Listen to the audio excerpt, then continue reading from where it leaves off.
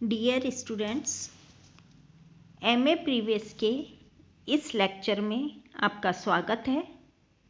हम आज MA previous के पेपर फर्स्ट प्रशासनिक सिद्धांत एवं प्रबंध में संगठन का अध्ययन करेंगे, जिसमें हम औपचारिक एवं अनौपचारिक संगठन यानी कि फॉर्मल एंड इनफॉर्मल ऑर्गेनाइजेशन की बात करेंगे।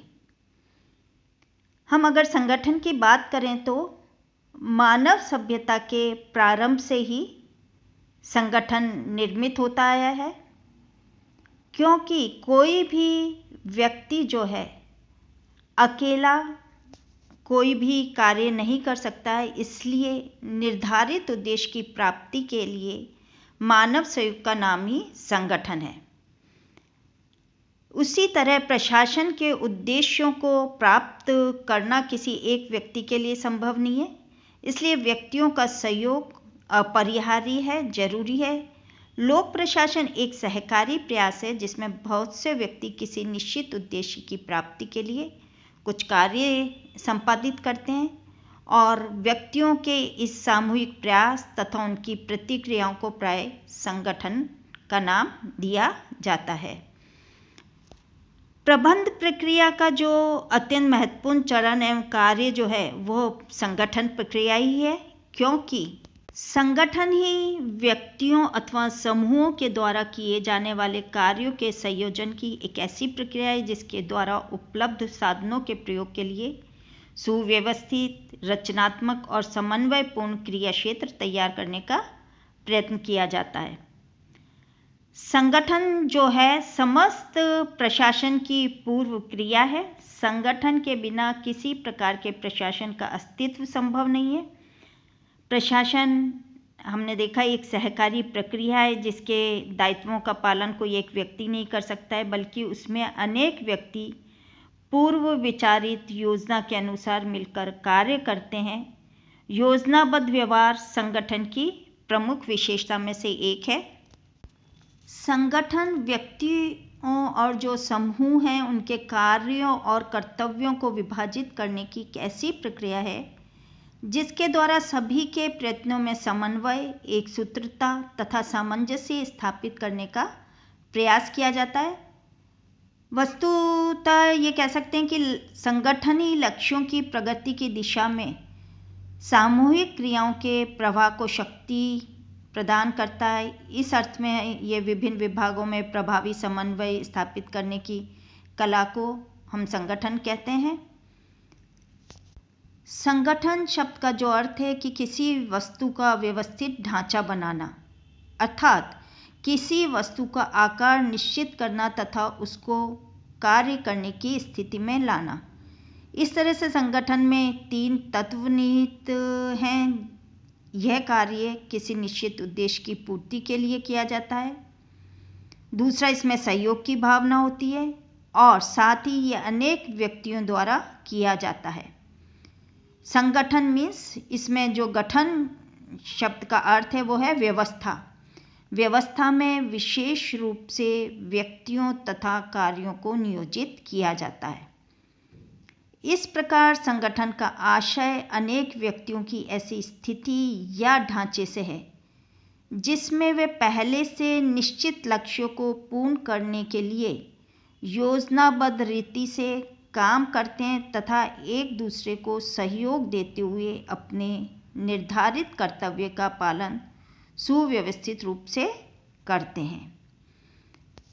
अतः ऑर्गेनाइजेशन एक निश्चित उद्देश्य की पूर्ति के लिए की गई क्रमबद्ध व्यवस्था है।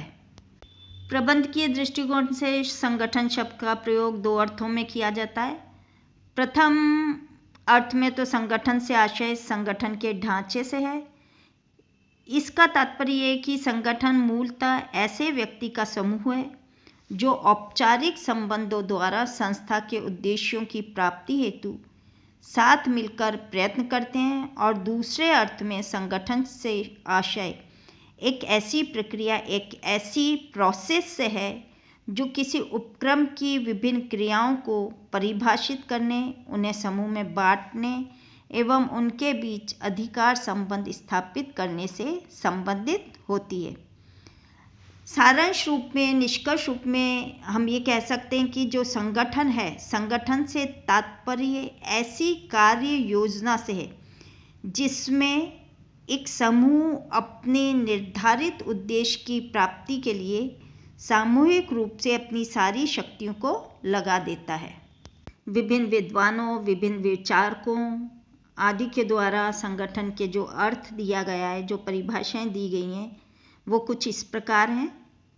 जेडी मूने के अनुसार एक समान ध्येय की प्राप्ति के लिए बनने वाले प्रत्येक मानवीय समुदाय का ढांचा संगठन है। वहीं लूथर गुरिक के अनुसार संगठन सत्ता का औपचारिक ढांचा है जिसके द्वारा किसी निर्धारित लक्ष्य की प्राप्ति के लिए कार्यों को विभाजित तथा निर्धारित किया जाता है और उनका समन्वय किया जाता है। उर्विक का संगठन के संबंध में मत है कि संगठन का अर्थ है उन क्रियाओं का निर्धारण करना जो किसी उद्देश्य की पूर्ति के लिए आवश्यक हो और उनको ऐसे वर्गों में क्रमबद्ध करना जो कि विभिन्न व्यक्तियों को सौंपे जा सके। पिफ्लर के अनुसार संगठन का आशय व्यक्तियों एवं व्यक्तियों के बीच तथा वर्गों और वर्गों के बीच संबंधों से है जो इस प्रकार आयोजित किए जाएं कि व्यवस्थित श्रम विभाजन किया जा सके। उपरोक्त परिभाषाएं जो हमने देखी उनका अगर हम विश्लेषण करें तो संगठन में मुख्यतः दो विशेषताएं देखने में आती हैं कि जो प्रथम है वो तो है संगठन एक प्रशासकीय ढांचा है और दूसरी जो विशेषता है कि संगठन में मानव संबंध होते हैं। संगठन को दो भागों या दो प्रकार में, दो टाइप में विभाजित किया जा सकता है। औपचारिक संगठन यानी कि फॉर्मल ऑर्गेनाइजेशन और दूसरा अनौपचारिक संगठन यानी कि इनफॉर्मल ऑर्गेनाइजेशन। औपचारिक संगठन उन संगठनों में से है जिसमें प्रत्येक स्तर पर स्थिति, अधिकार और उत्तरदायित्व को स्पष्ट रूप से परिभाषित कर दिया जाता है। इस प्रकार के संगठनों में अधिकार उच्च स्तर से नीचे के स्तर की ओर प्रत्याजित होते हैं और पूरी संगठन संरचना संस्था के उद्देश्यों को प्राप्त करने का प्रयत्न करती है। बर्नार्ड ने औपचारिक संगठन के बारे में कहा है कि जब दो या दो से अधिक व्यक्तियों की क्रियाएं एक दिए हुए उद्देश्य की तरफ जानबूझकर समन्वित की जाती है तब उसे औपचारिक संगठन कहा जाता है। बर्नार्ड के अनुसार औपचारिक संगठन के अंतर्गत संयंत्र की पद्धति, नीतियां, नियम सम्मिलित होते हैं जो ये अभिव्यक्त करते हैं कि तकनीकी उत्पादन के कार्य की प्रभावी ढंग से पूर्ति के लिए एक व्यक्ति का दूसरे व्यक्ति के साथ क्या संबंध होगा। ये मानव संगठन और तकनीकी संगठन के मध्य अपेक्षित संबंधों को भी निर्धारित करता है। उर्विक ने संगठन से तात्पर्य बताया कि औपचारिक ढांचा जिसकी रचना स्पष्ट सिद्धांतों, नियमों तथा उपनियमों के आधार पर विशेषज्ञों द्वारा की जाती है। औपचारिक संगठन इस तर्क पर आधारित होता है कि उचित ढंग से संगठन व्यक्तियों के सम्मिलित प्रयास जो हैं वो असंगठित व्यक्तियों के व्यक्तिगत प्रयासों के योग से कहीं ज़्यादा अच्छे परिणाम देंगे। अर्थात औपचारिक संगठन क्या है? औपचारिक संगठन वह है कि जिसमें संगठन का जो प्रारूप है वो पूर्व में निर्धारित कर लिया जाता है और उस संगठन के अनुरूप जो हमारी उपलब्ध मानव साधन हैं उनका समायोजन किया जाता है। तो जो मनुष्य हैं उसकी जगह कार्यों पर अधिक ध्यान दिया जाता है जिससे कि वह निवैयक्तिक होता है और ऐसा संगठन दक्षता पर अत्यधिक जोर देता है। औपचारिक संगठन के लक्षणों को देखें तो ये जो इसके विशेषताएं, लक्षण है कि ये एक तो जानबूझकर बनाया जाता है, ये अधिकारों के प्रत्यायोजन के सिद्धांत पर आधारित होता है, ये पूर्णतः निर्वैयक्तिक होता है, संगठन के प्रत्येक स्तर पर स्थिति, अधिकार, उत्तरदायित्व को परिभाषित किया जाता है और उनकी व्याख्या कर दी जाती है, यह आदेश की एकता का पालन करता है और इसमें श्रम विभाजन संभव होता है। वहीं औपचारिक संगठन के अगर हम इसके लाभ देखें तो इससे कई लाभ हैं कि जो पारस्परिक मतभेद हैं उनका अंत होता है कि अधिकारों और उत्तरदायित्वों की जो स्पष्ट व्याख्या हो जाती है, उसके कारण व्यक्तियों के मध्य मतभेद उत्पन्न होने की संभावना नहीं के बराबर होती है। कार्यों का दोहराव नहीं होता क्योंकि पूर्ण नियोजित कार्य होते हैं, तो उसमें कार्य पूर्व में ही योजना के अनुसार विभाजित कर दिए जाते हैं। उत्तरदायित्वों में अंतर का अभाव देखा जाता है कि विभिन्न व्यक्तियों के उत्तरदायित्वों के निश्चित होने से उनके मध्य जो अंतर है वो अपने आप समाप्त हो जाता है।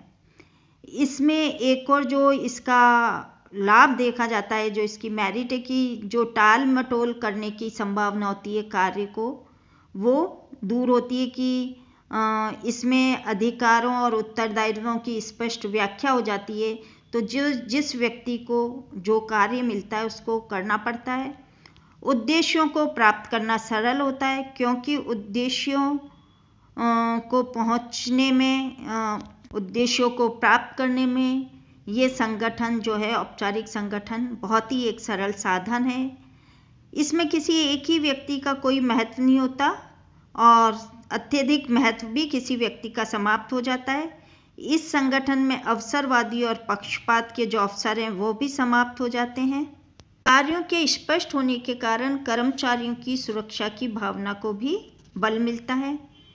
संगठन के इस रूप की ये भी आलोचना की जाती है कि इसमें मानवीय तत्व की उपेक्षा की गई है। किसी भी संगठन की जो वास्तविक प्रकृति है उसके यांत्रिक ढांचे के अध्ययन मात्र से नहीं समझी जा सकती है। इसके लिए संगठन में कार्यरत लोगों की जो मनोवृत्ति है, उनके व्यवहार का जो स्वरूप है, उनका चरित्र, उनकी रुचियाँ, शैक्षणिक योग्यताएं आदि की जानकारी प्राप्त करना अत्यंत आवश्यक होता है। इसी आधार पर संगठन की वास्तविक प्रकृति का हमको ज्ञान हो पाता है और इसमें मानवीय तत्व की उपेक्षा की गई है। औपचारिक संगठन से कुछ एक इसमें कमियां भी हैं, इसमें दोष भी हैं कि औपचारिक संगठन का जो सबसे बड़ा दोष या कमी ये मानी जाती है कि यह उपक्रम में पहल शक्ति को समाप्त करता है। मतलब व्यक्ति को जो काम दे दिया जाता है सिर्फ व्यक्ति वही काम करने के लिए इच्छुक रहता है। इस प्रकार के संगठन में अधिकारी कई बार अपने अधिकारों को अनावश्यक रूप से अपने ही हित में प्रयोग करते हैं। ये संगठन जो है कार्यरत व्यक्ति सामाजिक संगठनों की मान्यताओं एवं भावनाओं पर किसी भी प्रकार का ध्यान नहीं देते हैं। इस प्रकार के संगठन यंत्रवत होते हैं जो कि मनुष्यों से ज़्यादा अपने नियमों और नीतियों को महत्व देते हैं। औपचारिक संगठन अनौपचारिक संप्रेषण में बाधाएं उपस्थित करता है और इस प्रकार के संगठन में समन्वय की समस्या निरंतर बनी रहती है। वहीं अगर हम अनौपचारिक संगठन की बात करें तो प्रत्येक संगठन में प्राय लोग औपचारिक सीमाओं से निकलकर अनौपचारिक सामाजिक संगठन का निर्माण करते हैं। इसका प्रमुख कारण यह है कि अधिकांश व्यक्ति समूह के सदस्यों में रहते और कार्य करते हैं और प्रत्येक जो छोटा समूह होता है अपना अनौपचारिक आचरण करता है। ऐसे समूह के विभिन्न सदस्यों को अपनी भूमिकाएं भी अदा करनी होती हैं, निभानी पड़ती हैं, तो वो प्रत्येक सदस्य एक विशेष तरीके से अपनी प्रतिक्रिया को अभिव्यक्त करता है। तो इस प्रकार से जो अनौपचारिक सामाजिक समूह कर्मचारियों की प्रवृत्ति एवं आचरण को अधिक जो है प्रभावित करते हैं। अतः यहाँ अनौपचारिक संगठन से आशय उन व्यक्तिगत तथा सामाजिक संबंधों से है जो व्यक्तियों के एक दूसरे से एक साथ संगठित होने पर स्वतः उत्पन्न होते हैं। बर्नार्ड के अनुसार एक संगठन उस समय अनौपचारिक माना जाता है जबकि अंतर व्यक्तिगत संबंधों का समूह अनजाने में ही संयुक्त उद्देश्य के लिए स्थापित हो जाता है। संगठन की अनौपचारिक धारणा के जो प्रमुख प्रवर्तक एल्टन म्यो तथा उनके साथी भी हैं। इन लोगों ने वेस्टर्न इलेक्ट्रिकल कंपनी के हॉथॉर्न संयंत्र के संबंध में कई प्रयोग किए थे और उन्होंने पाया कि जब कुछ व्यक्ति बहुत अधिक समय तक मिलकर काम करते हैं तो उनमें एक भावनात्मक संबंध विकसित होता है, एक व्यक्तिक संबंध विकसित होता है जो औपचारिक संबंधों से अलग होता है, भिन्न होता है, और इन संबंधों को ही अनौपचारिक संगठन कहा जा सकता है। अब ये व्यापक रूप में माना जाने लगा है कि जहाँ भी लोग साथ मिलकर काम करते हैं, सामाजिक संबंध तथा समूहों का उत्पन्न होना निश्चित होता है, या जो समूह हैं या सामाजिक संबंध हैं वो बन जाते हैं, और ये संबंध लोगों का एक दूसरे के साथ निरंतर संपर्क होने के कारण स्वतः ही उत्पन्न होते हैं। ऐसे अनौपचारिक संगठन इस कारण भी निर्मित हो जाते हैं कि व्यक्ति जो है एक कठोर कार्यात्मक ढांचे में बनकर नहीं रह सकता है, न उसमें कार्य कर सकता है, जबकि उसे सामाजिक रूप से महत्वहीन प्राणियों के स्तर तक न पहुंचा दिया जाता है। तो इसका मतलब ये है कि जो व्यक्ति है वो एक सामाजिक प्राणी है, तो जहाँ भी वो समूहबद्ध रूप में कार्य करेगा तो अपने आप ही उनमें अंतर्वैयक्तिक संबंध बनेंगे। यह अवधारणा मनुष्यों, मानवीय अभिप्रेरणाओं और अनौपचारिक सामूहिक कार्य पालन पर बहुत अधिक बल देती है। अतः इसे संगठन की मानवतावादी अवधारणा भी कहते हैं। इसके अनुसार संगठन के रूप पर जब भी हम विचार करें तो हमको ये ध्यान देना होगा कि ये कोई जड़ वस्तु नहीं है, बल्कि ये जो है विभिन्न व्यक्तियों का, क्रियाशील व्यक्तियों का एक समूह है। साइमन के अनुसार भी अनौपचारिक संगठन से आशय है कि संगठन में अंतर्वैयक्तिक संबंधों का होना जो उसके अंदर के निर्णयों को प्रभावित करते हैं, किंतु उन्हें औपचारिक योजना में स्थान नहीं दिया जाता है। Elton Mayo, Chester Barnard, Herbert Simon आदि लोक प्रशासन में अनौपचारिक संगठन अवधारणा के समर्थक विचारक हैं। अनौपचारिक संगठन की विशेषताएं देखें तो ये जो संगठन है ये अपने आप स्वतः ही उत्पन्न होता है। ये व्यक्तिगत आवश्यकताओं के लिए बनाया गया एक सामाजिक ढांचा है। इसको औपचारिक संगठन के जो चार्ट होता है, जो विवरण होता है, उसमें कहीं इसको प्रदर्शित नहीं किया जाता है। यह रीति रिवाजों, पारस्परिक संबंधों तथा सामाजिक समूह की आदतों से विकसित होता है। ये संगठनों में मनुष्य की प्रमुख जो भूमिका मानता है कि मनुष्य को मशीन के पुर्जे की तरह जड़ नहीं मानता, उनकी अपनी इच्छाएं, आकांक्षाएं, पसंदगियां, नापसंदगियां आदि होती हैं। अतः सामाजिक जीवन में अनौपचारिक संगठन आधारभूत पक्ष है और उनका होना भी जरूरी है। अनौपचारिक संगठन जो है उसके कई लाभ हैं, जैसे कि यह कार्य समूह को संतुष्टि और स्थायित्व प्रदान करता है। ये संप्रेषण प्रक्रिया का उपयोगी आधार है। सतर्कतापूर्वक कार्य करने के लिए प्रोत्साहित करता है। लेकिन वहीं अनौपचारिक संगठन से कई एक हानि भी हो जाती हैं, दोष भी हैं इसके, कि ये प्रकृति से विद्रोही होता है और इसकी प्रकृति विद्रोही है। ये एक समूह की मनोवैज्ञानिक भावना के अनुसार कार्य करता है और प्रबंध जो अधिक उत्पादन के लिए, अधिक उत्पादन की वृद्धि के लिए प्रयत्नशील होता है, उसके प्रयत्नों को अप्रभावकारी बनाने का कार्य इसके द्वारा किया जाता है। जो अनौपचारिक संगठन के कार्य हैं इसकी संरचना के, बर्नार्ड ने उसको 3 रूप में बताया कि एक तो संप्रेषण के साधन के रूप में, जो कि अधीनस्थों के मध्य आचरण के प्रमाप स्थापित करने में सहायक होता है। दूसरा, औपचारिक संगठन में एकता बनाए रखने के रूप में, जिसके आधार पर लोगों में कार्य करने की तत्परता जागृत होती है तथा वस्तुपरक अधिकार में स्थायित्व आता है, और साथ ही स्वयं के लिए स्वतंत्रता की भावना बनाए रखने में भी इससे सहायता मिलती है। अतः हम कह सकते हैं कि औपचारिक तथा अनौपचारिक संगठनों में घनिष्ठ संबंध है। एक बार औपचारिक संगठन के बन जाने के बाद उसमें स्वतः ही अनौपचारिक संगठनों का निर्माण होता है, ये निर्माण करते हैं, जो न केवल उसको प्रभावित ही करते हैं बल्कि उसको शक्ति भी प्रदान करते हैं। शायद एक के बिना दूसरा चल भी नहीं सकता और दोनों को ही हम एक सिक्के के 2 पहलू मान सकते हैं। अतः संगठन विभिन्न व्यक्तियों के बीच कार्य को बांटने की एक रीति है। संगठन का अर्थ है कर्मचारियों की ऐसी व्यवस्था करना ताकि कार्यों तथा उत्तरदायित्वों के उचित विभाजन द्वारा निर्धारित उद्देश्य की सुगमता के साथ उनको प्राप्त किया जा सके। लूथर गुलिक ने किसी भी कार्य को बांटने की 4 विभिन्न आधार बताए संगठन के। कार्य अथवा उद्देश्य का आधार, प्रक्रिया अथवा प्रविधि, व्यक्ति तथा क्षेत्र या प्रदेश के द्वारा। इनको उन्होंने 4 P's के नाम से भी बताया है। कार्य या उद्देश्य के आधार पर वे सारे व्यक्ति जो किसी एक उद्देश्य की प्राप्ति के लिए काम करते हैं, चाहे उनकी प्रक्रिया कुछ भी क्यों न हो, एक ही विभाग के अंग होंगे, जैसे रक्षा विभाग में सैनिक, इंजीनियर, पशु चिकित्सक आदि। दूसरा, प्रशासकीय विभागों को संगठित करने का आधार प्रक्रिया भी हो सकती है। प्रक्रिया जब संगठन का आधार होता है तो ऐसे सारे लोग जो एक ही प्रक्रिया काम में लाते हैं उन्हें एक विभाग में संगठित किया जाता है।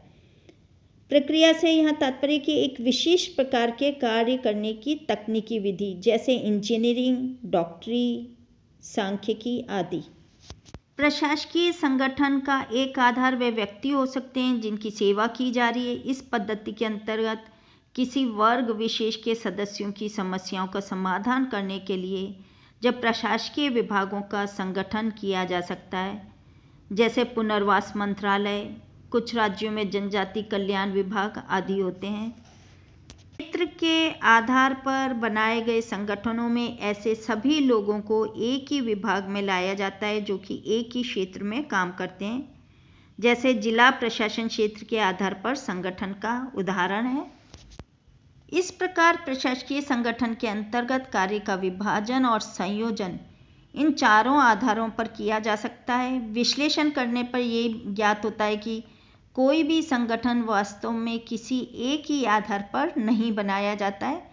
व्यवहारिक रूप में लगभग प्रत्येक विभाग किसी न किसी स्तर पर इन आधारों में से किसी न किसी का प्रयोग कर लेता है। Thank you.